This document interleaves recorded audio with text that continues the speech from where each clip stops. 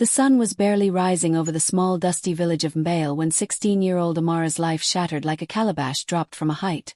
The golden light danced on the mud walls of their tiny hut, but inside, the air was heavy with the smell of desperation and betrayal, for her father, a man whose hands once carried her high in the air when she was a child, now sat with his face turned away from her, unable, or perhaps unwilling, to meet her tear-filled eyes.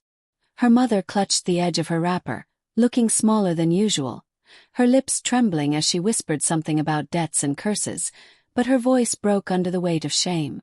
Amara's younger brothers were crouched in a corner, confused and frightened, sensing the darkness that was about to swallow their sister. In the doorway stood Okoro, the hunter everyone in the village feared. Not because he was cruel, but because he lived on the edge of the forest, in a place shrouded in mystery, where his compound was filled with animal skins, hanging charms, and the eerie silence of someone who had walked too often with death. He was a tall, broad-shouldered man in his 40s, his skin weathered by years of sun and wind, his eyes dark as the forest at night. He had brought with him not just the smell of bush and gunpowder, but also a bag of cowries, dried meat, and a promise to clear the family's debt with Chief Odin, the village head. Amara stood frozen, her bare feet on the cold clay floor, her heart pounding so loudly she thought it might burst through her chest. She wanted to scream, to run, to beg, but each time her lips parted, her father's sharp glance silenced her. "You will go with him," her father said finally, his voice as cold as the morning mist. "It is for the good of this family." Amara's vision blurred with tears as the realization sank in. She was not a daughter today. She was currency, payment, a thing to be traded. The journey to Okoro's compound was long and silent, the narrow path winding through thick forest where the air smelled of damp leaves and wildflowers, but Amara barely noticed. She walked behind him like a shadow, her mind replaying every moment of her life in the village, the afternoons spent pounding yam with her mother, the evenings telling folktales with her brothers, the laughter, the small joys, the dreams of going to the city one day to become a seamstress. All gone, stolen by the weight of her father's decision. When they reached the hunter's home, she felt a chill run through her. Tall fences made of sharpened stakes enclosed the compound, and the walls of his hut were decorated with animal skulls, antelope, bushbuck, and even the jaw of a leopard. The place smelled of smoke and something darker, something metallic, blood. Okoro led her inside and told her without looking at her, that she would cook, clean, and keep the fire burning in his absence. "You will fetch water before sunrise," he added, "and you will not enter the inner room." His voice was deep, carrying the weight of a man used to commanding. The days bled into weeks, and Amara learned the rhythms of the forest life, fetching water from the stream before dawn, pounding millet in the courtyard while the sun rose, cooking pots of spicy bushmeat stew, and cleaning animal skins. She hardly spoke, her voice swallowed by the silence she carried within. Okoro was not unkind, but he was distant, often gone for days, returning with fresh kills and strange herbs from the forest. Sometimes he would watch her quietly while she worked, and she wondered what he saw, a girl broken by her family's betrayal or a spirit that still flickered beneath the sorrow.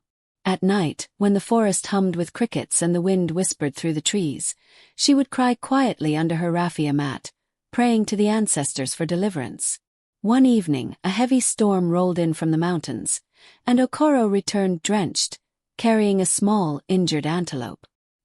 His hands were rough, but as she watched him tend to the animal, gently cleaning its wound and wrapping it in cloth, she saw something shift in him, a softness she had not expected. Days later, when the antelope was strong enough to run, Okoro released it into the forest, and in that moment, Amara began to wonder if perhaps he, too, was a prisoner, bound not by chains but by a life shaped by loneliness and survival. Yet, this small spark of empathy could not erase the truth of her captivity. She longed for freedom, for the scent of her mother's cooking, for the laughter of her brothers. Her chance came in the form of a stranger, a traveling trader named Bako, who came to buy animal skins from Okoro. He was young, with kind eyes and a gentle voice, and as she served him kola nuts and palm wine, his gaze lingered on her with curiosity. Later, when Okoro stepped outside, Bako whispered, "Why does a flower like you grow in the shade?" She had no answer, only tears threatening to spill. Before he left, he slipped a small piece of paper into her hand, telling her it was the address of a woman in the city who could help her if she ever escaped. That night, she hid the paper in the hem of her wrapper, feeling for the first time in months a fragile thread of hope. But hope was dangerous, and it did not go unnoticed. Okoro's eyes grew sharper in the days that followed, and one morning as she was grinding peppers, he told her he had heard rumors that she had spoken to the trader about leaving. "If you try to run," he said slowly, "the forest will swallow you before the city can find you." His words were not shouted, but they carried the weight of truth, for Amara had heard the stories of girls lost forever among the trees. Still, her heart would not let go of the idea that somewhere beyond the forest, her life was waiting for her. Then came the day that changed everything. Okoro returned from the forest badly wounded, his leg torn by a boar's tusk. The injury was deep, and he could not hunt or even walk without pain. For weeks, it was Amara who went into the forest to check the traps, who carried back the kills, who sold skins to passing traders. She became the keeper of the household, her hands learning the craft of trade and negotiation. The villagers began to whisper about the hunter's girl who moved like the wind, who faced the dangers of the forest with courage. And as she discovered her own strength, she began to realize that the world beyond this compound might not be as unreachable as she once believed. But strength alone could not break the invisible chains around her. She would need cunning, timing, and perhaps the help of fate itself. And fate, as it often does in the stories of the ancestors, was already weaving the next thread of her journey, one that would lead her down a path she could never have imagined, towards betrayal, escape, and the first glimmer of the wealth and power that would one day make her the richest woman in the region.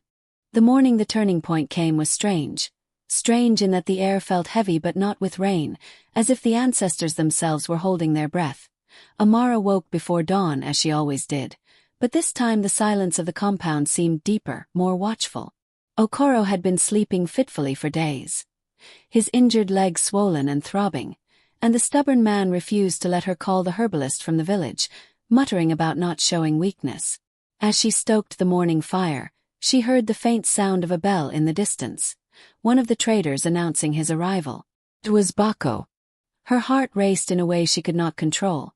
She had not seen him since the day he slipped her the address, and when she stepped outside, she saw him leading a donkey laden with rolls of fabric, jars of palm oil, and animal hides.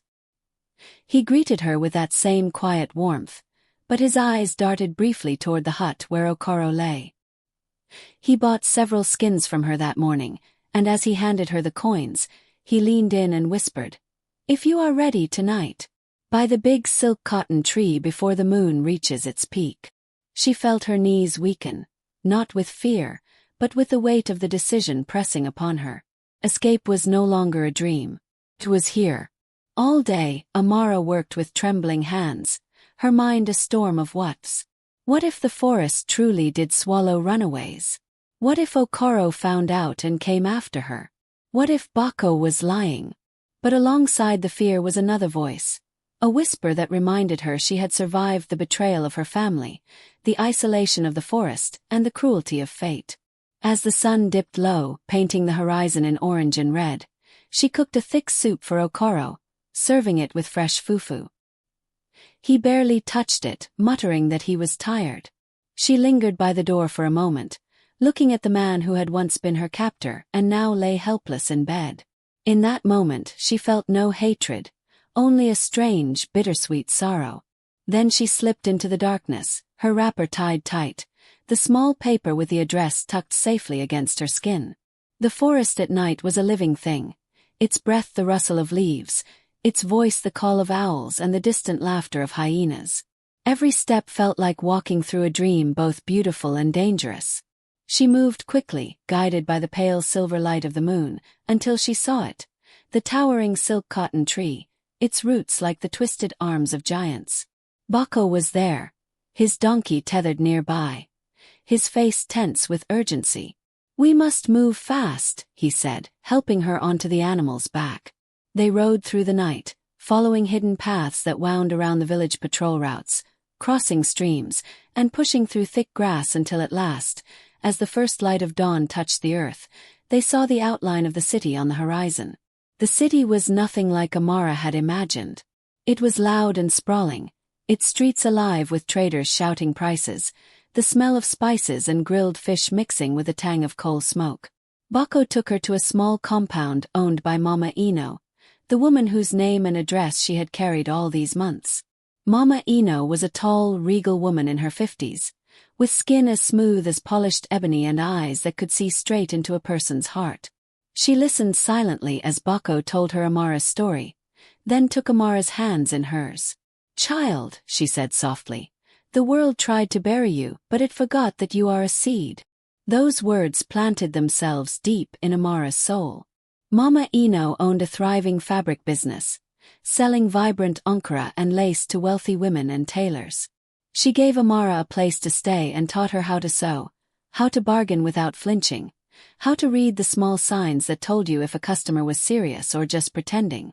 Amara proved to be a quick learner, her hands deft with a needle and her mind sharp with numbers. Soon she was not just sewing but designing, creating patterns that drew customers from across the city. Her work caught the attention of Madame Kafui, a renowned fashion merchant who supplied clothes to government officials and foreign buyers. Through Madame Kafui, Amara's designs found their way into high society events, and her name began to be spoken with admiration and curiosity. But success was not without its shadows. One day, as she was arranging fabrics in the shop, she saw a man at the doorway, Okoro. His legs still bore the mark of his injury, but his eyes were no longer those of a captor. They were weary, almost pleading. He told her he had come not to take her back but to ask for her help. His hunting business had collapsed without her, and he was in debt to dangerous people. Amara's heart clenched. Here was the man who had been part of her captivity, now humbled, perhaps even broken.